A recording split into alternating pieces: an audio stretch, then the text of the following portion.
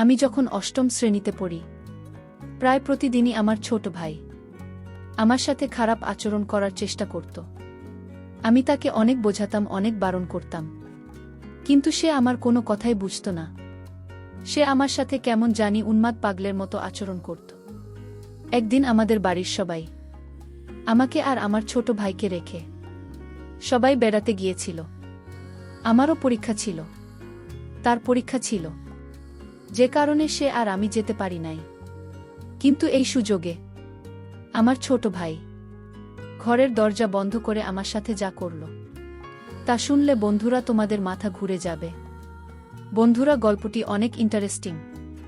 আশা করি তোমরা পুরো গল্পটি খুব মনোযোগ সহকারে শুনবে। তবে গল্পটি শুরু করার পূর্বে তোমাদের নিকট আমার একটি ছোট্ট অনুরোধ, তোমরা অবশ্যই আমার চ্যানেলটি সাবস্ক্রাইব করে আমাকে সাপোর্ট করবে। হ্যালো বন্ধুরা, আমি রিমা। আমি যখন খুব ছোট তখন আমার বাবা মারা যায়। আমার মা অন্য আরেকজনকে বিয়ে করে সেই ঘরে আমার ছোট একটি সৎ ভাই ছিল। ছোট ভাই আমার সাথে সবসময় খারাপ আচরণ করার চেষ্টা করত। ব্যাপারটা আমার ভাল লাগতো না, আর ভয়ে কাউকে কিছু বলতেও পারতাম না। আমি ব্যাপারটা আমার মাকে বলি, মা উল্টে আমায় বকা দেয়। তারপর থেকে আমি ভয়ে কাউকে কিছু বলিনি। অষ্টম শ্রেণীতে ওঠার পর একদিন বাড়িতে কেউ ছিল না, ওই সবাই দাওয়াত খেতে গেছে। সেই সুযোগে ছোট ভাই কোথা থেকে এসে আমার উপর পশুর মতো ঝাঁপিয়ে পড়ল। আমার চিৎকার দিয়েও কোনো রক্ষা হলো না। এরপর থেকে ছোট ভাই প্রায় সময় আমার উপর ঝাঁপিয়ে পড়ত, আর মাঝে মাঝে ছোট ভাই আমাকে টাকা দিত। যখন আমি ক্লাস 10-এ উঠলাম, তখন বুঝতে পারলাম আমি কনসিভ হয়ে গেছে। যখন আমি কনসিভ করি তখন ব্যাপারটা বুঝতে পারিনি। আমি আর ব্যাপারটা আরও পরিষ্কারভাবে বুঝতে পারি ক্লাস 9-এ শারীরিক শিক্ষা বই থেকে। আমার তখন মাথা ব্যথা, বমি ভাব ছিল, কিছু খেতে পারতাম না। আর ব্যাপারটা যখন বুঝতে পারে, তখন মা আমাকে জিজ্ঞেস করে, কি হয়েছে তোর? আমি কিছুই বলি না। অবশেষে মাকে ব্যাপারটা বলতে আমি বাধ্য হয়েছি। আমার মুখ থেকে মা এরকম ধরনের কথা শুনে অবাক হয়ে গেল, আর আমাকে অনেক বকাবকি করতে শুরু করল। এর আগে আমি আর আমার ভাইকে ব্যাপারটা বলেছিলাম, কিন্তু বিশ্বাসে কোনো মানে নেই নাই। মা এসব কথা শোনার পর মা আমার ভাইকেও এই ব্যাপারটা নিয়ে জিজ্ঞাসাবাদ করেন। সে উল্টো আমাকে অত্যাচার করে বলে, এটা আমার না। আমি বললাম, এত বছর ধরে আমার সাথে সম্পর্ক করলেন যে আমি সবাইকে বলে দেব। সে আমাকে হুমকি দিয়েছে, বলল তোর খবর আছে। আমিও ভয় পেয়ে যাই। এসব কথা শোনার পরও মা আমাকে অনেক মারধর করে। ব্যাপারটা গোপন রাখে বাবা ভাইদের কাছ থেকে, আর বলে এটা কার বাচ্চা, কার থেকে পাপ আমার ছেলের উপরে ছেড়ে দিয়েছিস, আরও অনেক কথা। পরে মা বাচ্চাটা গোপনে নষ্ট করে ফেলে। তারপর আমাকে আর স্কুলে যেতে দেয় না। আমি স্কুলে যাওয়ার কথা বলে যেতে হবে না তোর স্কুলে। তারপর মা তড়িঘড়ি করে আমার বিয়ের জন্য বাবাকে বলে, বাবা তো এমনিতেই আমাকে দেখতে পারে না, তাই কোনোরকম চাইছে আমাকে বিদায় করতে, কারণ আমি তো উটকো ঝামেলা। এর মধ্যে আমার ছোট ভাই মালয়েশিয়া চলে যায়। আমি ওই সময় অনেকবার মরতে চেয়েছি, কিন্তু পারিনি। অনেক মানসিক হতাশায় ভুগেছিলাম। এরপর একটা ছেলে আসে আমাদের পাশের গ্রামে। বাবা মা কোনো খোঁজখবর না নিয়ে আমাকে বিয়ে দিয়ে দেয়। কি অদ্ভুত ব্যাপার!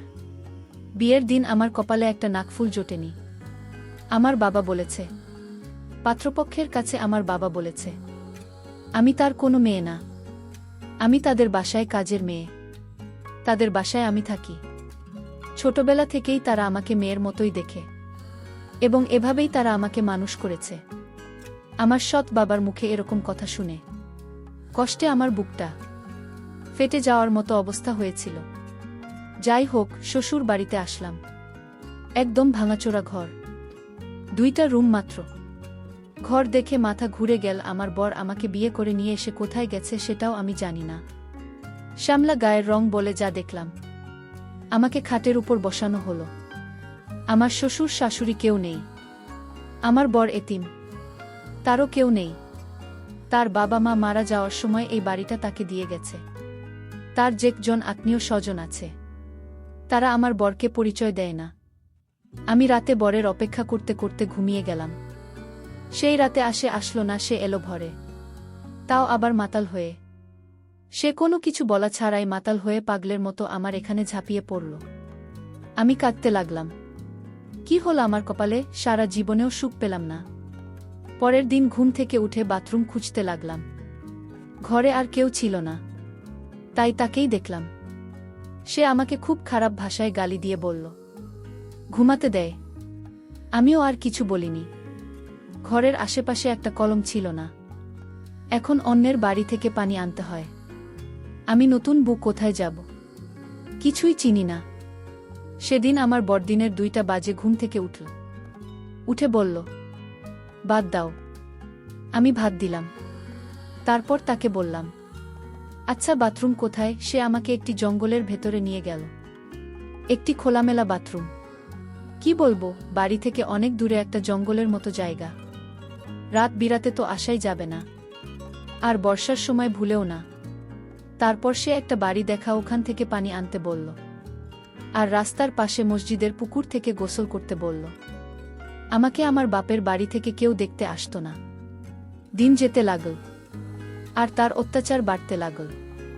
অহেতুক গালাগালি করা। আমাকে বিয়ের 7 দিন পরে দিন রাতে মারতে শুরু করল। সে মদ খেয়ে মাতাল হয়ে আসছে। সে সময়টা কি জঘন্য সময় ছিল বন্ধুরা, তোমাদেরকে বলে বোঝাতে পারব না। খুব লজ্জা লাগত। অন্যের বাড়ি থেকে পানি আনতে যেতে, তারপর পুকুরে গোসল করতে হতো। আমি 2 দিনেও গোসল করতাম না, লজ্জায়। আর এভাবে খোলামেলা পরিবেশে আমার গোসল করে তো অভ্যাস নেই। আর রাতের বেলায় বাথরুমে যেতাম না। বাথরুমে না যাওয়ার জন্য একদম কম খেতাম। আর তার তো কোনো খবরই থাকতো না। সে ঠিকমতো কাজও করত না। একদিন বাজার আনলে 10 দিন আনত না। বিয়ের 1 মাস পর আমাদের বাড়ি যায়। গিয়ে মাকে জড়িয়ে ধরে কান্না করি। আর মা আমাকে বলল, এত ধম করতে হবে না, অনেক ঠম করেছ বাড়িতে। একদিন থাকার পর বাবা বলল, কি রে, যাবি না? বিয়ে দিয়ে দিয়েছি, এখানে কি? শ্বশুর বাড়ি যা। তাদেরকে আমি সবকিছু খুলে বলার পরেও তারা আমাকে কোনোভাবেই বিশ্বাস করতে পারছে না। আরও আমাকে বিভিন্নভাবে তিরস্কার করতে শুরু করল। তারপর আমার হঠাৎ বলে উঠল, বিয়ে দিয়েছি, এটাই অনেক। তারপর মাকে বললাম, মা, ওমা, আমি তো তোমার মেয়ে, কেন আমার সাথে এমন করলে তুমি? মা বলল, পেট বাঁধানোর সময় মনে ছিল না। আমি এটা বলতে পারলাম না যে বাহিরের মানুষ না, ঘরের মানুষই এই কাজ করেছে। এরপরও সব মেনে নিলাম, আর নিজেই যুদ্ধ শুরু করলাম। শ্বশুর বাড়িতে এলাম, মনোবল আরও শক্ত করলাম। এখানে আমাকে থাকতে হবে। কিন্তু বর প্রতি রাতে মদ খেয়ে মাতাল হয়ে আসত। বিয়ের 1 মাস পর চালের কথা বললাম। ঘরের চাল ডাল কিছু ছিল না। চালের কথা বলার সাথে সাথে মারত। আমি বিয়ের 1 মাস পর থেকেই মানুষের বাড়িতে কাজ করতাম। তারা যা দিত, চাল ডাল, তাই খেতাম। আমার মা আমার একবারও খোঁজ নেয়নি। মানুষের ধান ছাড়া বাড়ি ঘর মুছে, এক কথায় দাসীর কাজ করতাম। আর এতে তারা যা দিত তাই খেতাম।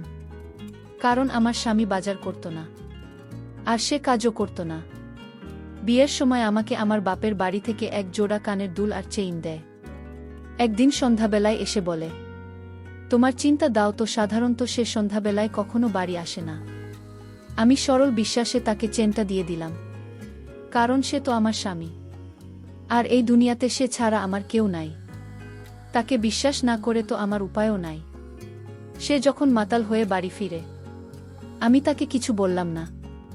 সকালে চীনের কথা জিজ্ঞেস করতেই আমাকে বলে, তোর বাড়ি থেকে আমাকে 1000 টাকা ছাড়া আর কি দিয়েছে। আমিও মার খেয়ে পড়ে রইলাম। কি বলব, কিছু বলার শক্তি এবং সাহস কোনোটাই আমার ছিল না। আর প্রায় সে আমাকে যৌতুকের জন্য নির্যাতন করত না। পারতাম বাঁচতে আর না পারতাম মরতে। মানুষের বাড়িতে সারাদিন কাজ করার পরেও ঘরে এসে আমাকে কাজ করতে হতো। রান্নার জন্য লাকড়ি আর পাতাটাও আমাকে খুঁজে আনতে হতো। সে একদিন কাজে গেলে 10 দিন যেত না, আর মদ খেয়ে থাকা সব শেষ করে ফেলতে। আমি আমার কানের দুল জোড়া লুকিয়ে রাখলাম। এরপর একদিন রাতে সে একটা বন্ধুকে নিয়ে আসে। সাথে তারা খাওয়ার জন্য কত কি আনে, আমিও খেললাম। আমার খুব মজা লাগল। কিন্তু এর কিছুক্ষণ পরেই আমার খুব ঘুম আসলো। ঘুম থেকে উঠে অনুভব করলাম আমার শরীরে খুব ব্যথার জন্য উঠতেও পারছিলাম না। আর সেদিন কাজেও গেলাম না। মানুষের বাড়ি থেকে খাবার পানি আনতে গেলে তারা অনেক রকম কথা বলতো। অনেক সময় কলে তালা মেরে দিত। তারপর নানা রকম কটু কথা বলতো। আর সবাই আমাকে নিয়ে অনেক আফসোস করতে। সবাই আমাকে নিয়ে আফসোস করত আর বলতো, কি সুন্দর একটা মেয়ে অথচ একটা মদখোর, গাঁজাখোরের সাথে বিয়ে হয়েছে, মেয়েটার দুর্ভাগ্য বটে। আমার বরকে এলাকার সকলেরই মনের মতো ঘরমদি বলে ডাকত।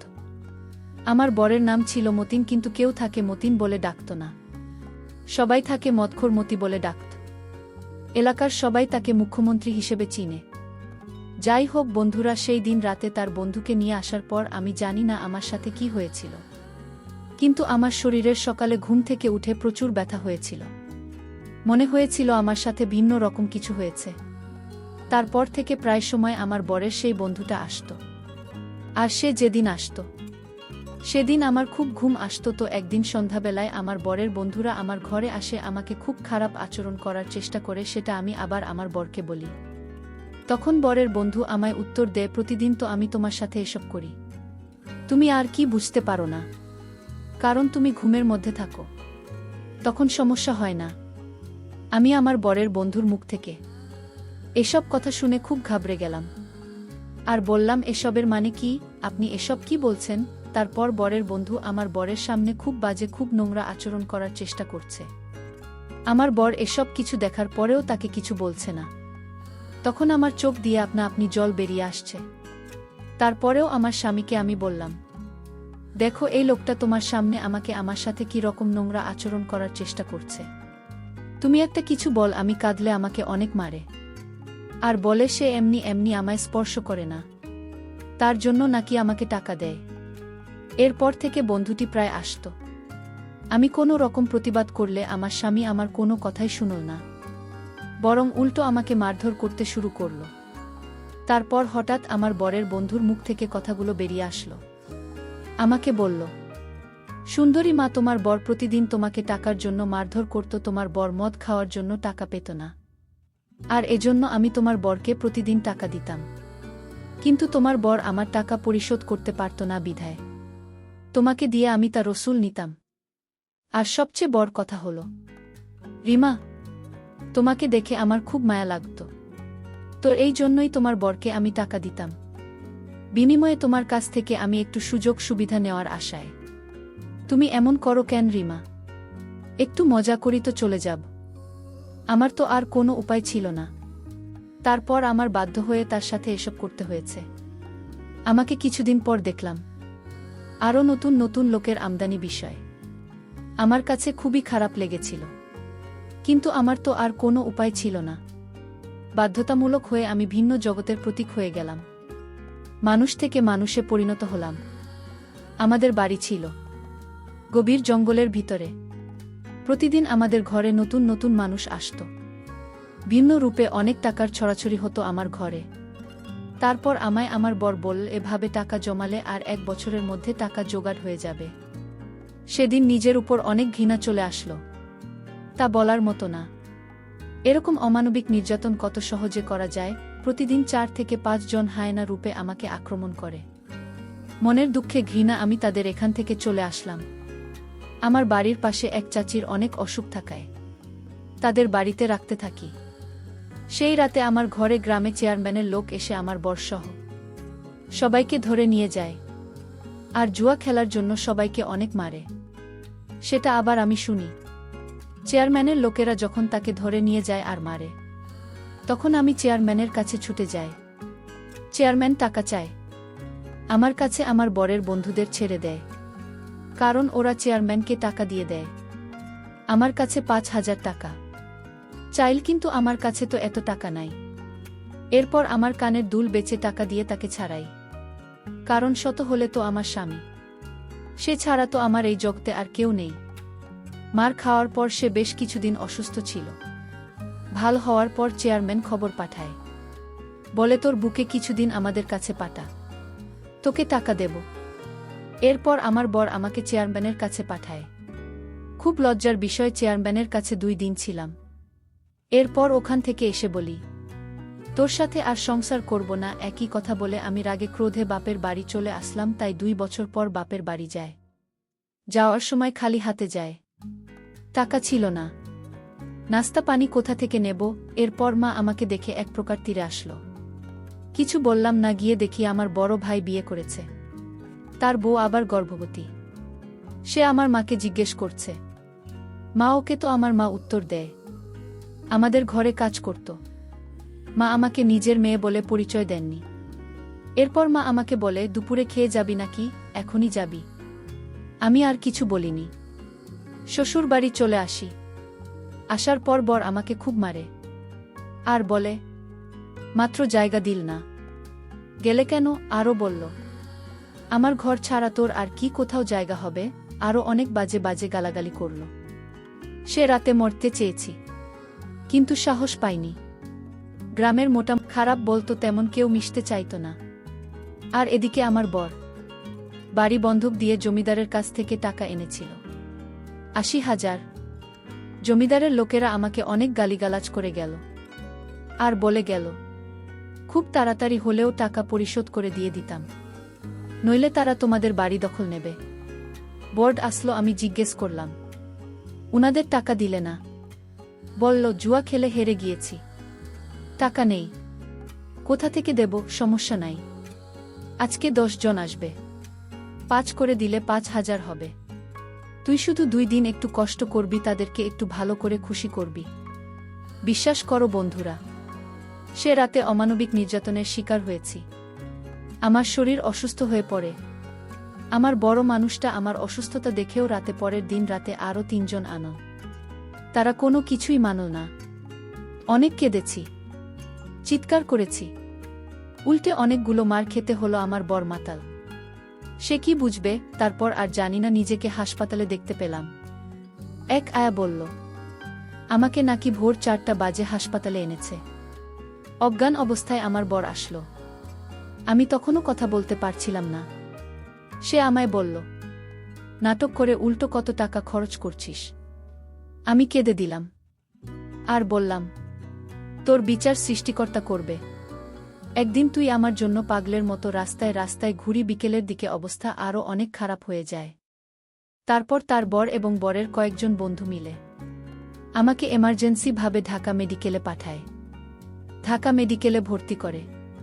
আমার বর এবং তার বন্ধুরা সবাই লাফাতে হয়ে যায়। এই খবরটা আমার মা পেল। আমার মা এসে আমাকে এক নজর দেখে চলে গেল। আমার অবস্থা একটু উন্নতির দিকে ছিল ঢাকা মেডিকেলে। আর এদিকে আমার বর এবং বরের বন্ধুরা ভেবেছিল যে হয়তো আমি মারা যাব, যে কারণে আমার বর এবং বরের বন্ধুরা আর আমার সাথে কখনো দেখা করেনি এবং তারা সকলেই পালিয়েছিল।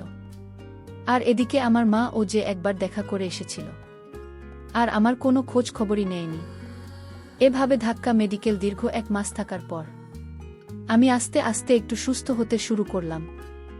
সৃষ্টিকর্তার এক বিশেষ কৃপায় আমি আস্তে আস্তে পরিপূর্ণ সুস্থ হয়ে উঠলাম।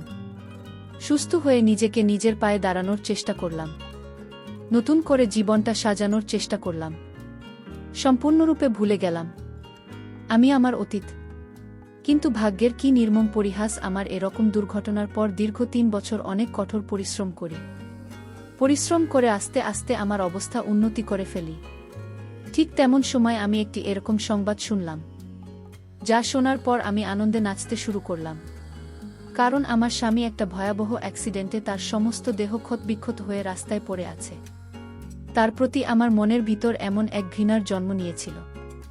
আমি তার লাশটা পর্যন্ত দেখতে যাইনি। একা জীবন, একা কর্ম, একাই সব কিছু।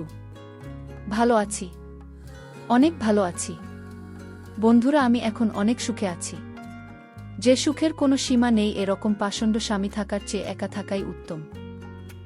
বন্ধুরা, গল্পটি থেকে তোমরা কি বুঝতে পারলে আমাকে অবশ্যই তোমরা কমেন্ট করে জানাবে। বন্ধুরা, আজকে এই পর্যন্তই। আবারও আসব তোমাদের মধ্যে নতুন কোনো ভিডিও নিয়ে। ভিডিওটি যদি তোমাদের ভালো লাগে তাহলে একটি লাইক দাও। প্রতিদিন আমি তোমাদেরকে একটা করে নতুন গল্প উপহার দিব।